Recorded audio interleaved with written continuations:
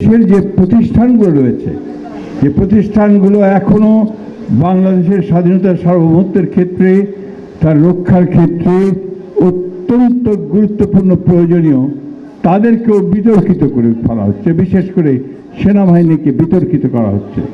এটার পেছনে কোনো মহৎ উদ্দেশ্য থাকতে পারে না। এটার পেছনে উদ্দেশ্য একটাই, ঠিক অতীতে ফ্যাসিস্ট সরকার আমলে যেভাবে বাংলাদেশের স্বাধীন সার্বভৌমত্বকে বিপন্ন করা হয়েছে, আজকে আবার বাংলাদেশের স্বাধীন সার্বভৌমত্ব যেন বিপন্ন হয়, আমরা যেন আবার অরক্ষিত হয়ে পড়ি।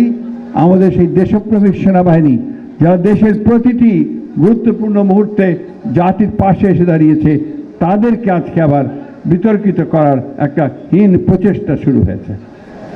প্রিয় সাংবাদিক বন্ধুরা, আপনারা সব সময় জাতির বিবেক হিসেবে জাতির সামনে এসে দাঁড়িয়েছেন। জাতির মুহূর্ত, বিপদের মুহূর্তগুলোকে আপনারা অতিক্রম করে জনগণকে সঠিক যে সংবাদ, সেই সংবাদ দিয়েছেন, তাদেরকে সমৃদ্ধ করবার চেষ্টা করেছেন। আজকে আমাদের প্রত্যাশা সেইখানে যে আপনারা আবারও সেই একইভাবে আপনাদের সেই ভূমিকা পালন করবেন।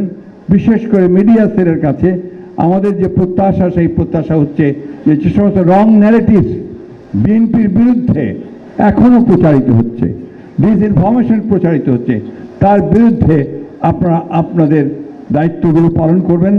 গোটা জাতি রুখে দাঁড়াবে।